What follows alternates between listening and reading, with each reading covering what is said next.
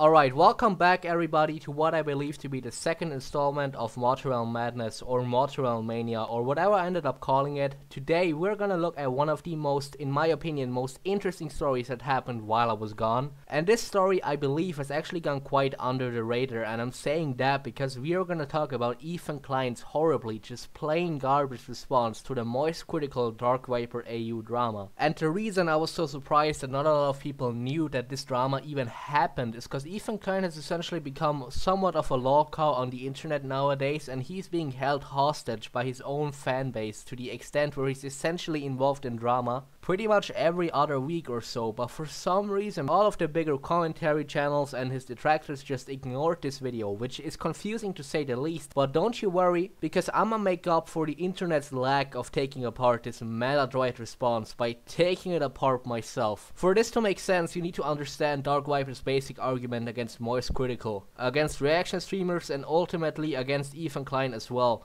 What DarkViperAU is saying throughout his video can be summarized into a few points. 1. Twitch streamers reacting to videos live does not help the actual content creator grow, because it would at best lead to the creator getting a few subs, and subs have lost their relevance on YouTube. Meanwhile, watch time has become the new bread and butter of content creation. 2. The vast majority of Twitch reactions uploaded to YouTube therefore serve as exact market substitutions for the original video, thus killing it in the algorithm and subsequently stealing the original creator's views. 3. Reacting to someone's content live and then asking for consent afterwards is a ridiculous concept that should be looked down upon in Twitch communities. And 4. The vast majority of reaction videos are not fair use, meaning most reactors are actively breaking the law. Now don't get me wrong, I don't entirely agree with Dark Viper here, cause he sometimes appears to go over the top, and this is also the very first time I even heard of this guy.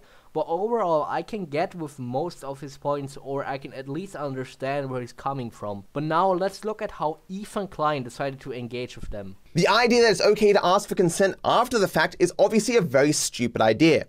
However, it is very stupid because you don't need consent to exercise free speech. There is nothing to free speech, critical commentary, fair use, nothing about it includes consent. If you needed consent, then there would be no value for critical commentary because nobody would give consent to that. If you made a shitty movie or a shitty game or a shitty YouTube video, you're not going to give people consent to make bad reviews of it. It's so stupid. I don't know where this guy brought up with this idea of consent. It's speech, bro. I don't need anyone's permission to say anything. Okay, so this is pretty much where my problems with Ethan Klein's horrible response start. Now here, in my eyes, Ethan Klein tries to maliciously misrepresent Dark Viper's argument in order to turn it into a straw man. Ethan Klein is pretending like Dark Viper was arguing for the removal of any critical videos that the person targeted doesn't approve of, which would in return probably remove 95% of critical videos, let's be real. But in reality, Dark Viper only argued that asking for permission to react to a video after you have already reacted to the video is essentially entirely pointless, since the damage would have already been inflicted at that point. Dark Viper never said that you needed consent to make a critical video about someone, because if he did, I would be defending Ethan Klein in this situation, even though I basically disagree with 90% of what he says most of the time. All that Dark Viper is suggesting here is to at the very least ask for permission to react to an individual creator's YouTube video and respect that creator if they were to decline your quote-unquote offer to react to them. Also, Ethan Klein really does not understand fair use in the slightest. Let's say hypothetically I drop an Overwatch how to play as Winston guide, and then XQC out of all people reacts to that, he agrees to some of my points, he occasionally pauses the video to disagree, and he basically rebroadcasts my entire video on Twitch, and afterwards he uploads his reaction to his YouTube channel. That reaction would not be fair use unless he cut a significant portion of my video out of his upload, because even though he gives commentary and critique, his reaction would still be a market substitution of my video, due to the fact that a viewer would have zero reason to click on my video after watching XQC's reaction, which already includes my video in its entirety. Also, while we're on the topic of fair use and free speech, I want to bring this up for a second. Free speech. Free speech. Free speech. Free speech. It's free speech. It's free speech, bro. I don't give a shit because it's free speech, baby. Free speech. We're talking about free speech. It's speech, dude. Ethan Klein literally just screams free speech at half of Dark Viper's arguments, even though free speech isn't even necessarily a part of the reaction debate. I had to literally search for 10 minutes until I found a part in this video where Ethan Klein actually elaborates on his free speech argument instead of just responding with, "It's free speech, bro, you trying to take my freedom, bro?" Or you might say, hey, I have something interesting to add. I'm going to take that individual part in the middle where I have something to add and make my own video about it. Here's an idea. How about you do whatever the fuck you want to do and you don't tell people what the fuck they should do? Because guess what? Fair use doesn't give a shit if you watch the video first or not. I didn't watch this video first, so and what am I doing? Did I need your consent to watch this and criticize you? Your points make no sense, bro. It doesn't make any sense. This guy is advocating for basically stomping on free speech, stomping on the face of legal free speech. I cannot criticize this man. I have to show that I've done preparation, that I've watched it before and thought, well, I have something good to add.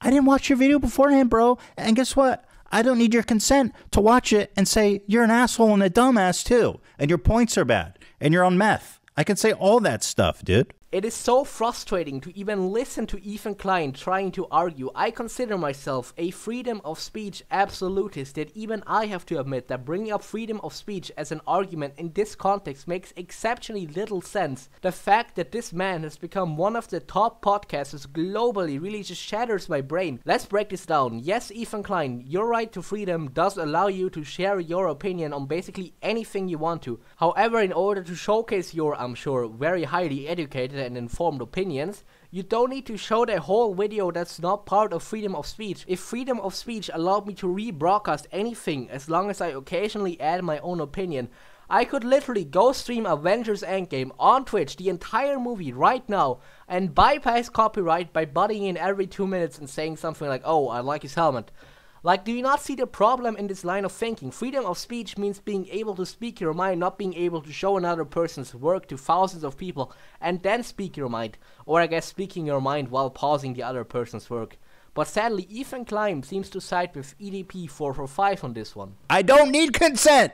By the way, this is a joke, don't take this out of context, because I know people will be coming at me for this. If he sincerely believed he had something of value to add to a video, he'd watch it and then make it into a video. He doesn't have to do that. You can do whatever the fuck you want. If that's how you want to make content, great. If Charlie doesn't want to do that, it has nothing to do with fair use, and you don't get to tell him what to do. Because this is America. This is America. You suck. Fuck you. Okay, here's something that might shatter Ethan Klein's galaxy brain argument. Now try and follow me on this. What if you're not from America? The guy he's making a video against is literally called DarkViperAU.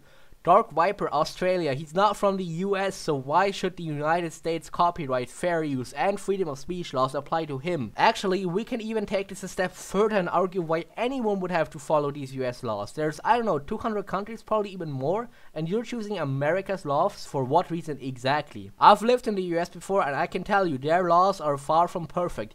Almost every single country has different copyright, fair use, and freedom of speech laws, so I'm American, therefore I can rebroadcast anything regardless of what country with completely different laws it came from argument doesn't hold any weight at all.